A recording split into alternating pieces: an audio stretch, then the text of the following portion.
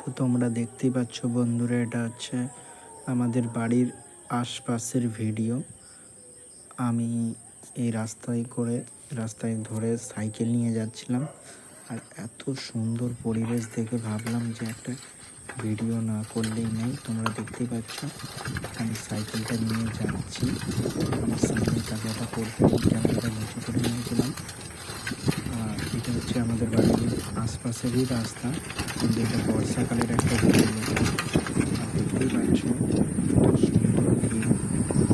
আর এই ভিডিওটাকে আমি অ্যান্ড্রয়েডে এডিট করেছি। এটা ঠিক এমন ছিল না, আমি এটাকে 4K কোয়ালিটিতে বানিয়েছি এবং আশপাশের ভিডিও যে গাছপালাগুলোকে আমি এডিট করে এতটা গ্রিন করে দিয়েছি।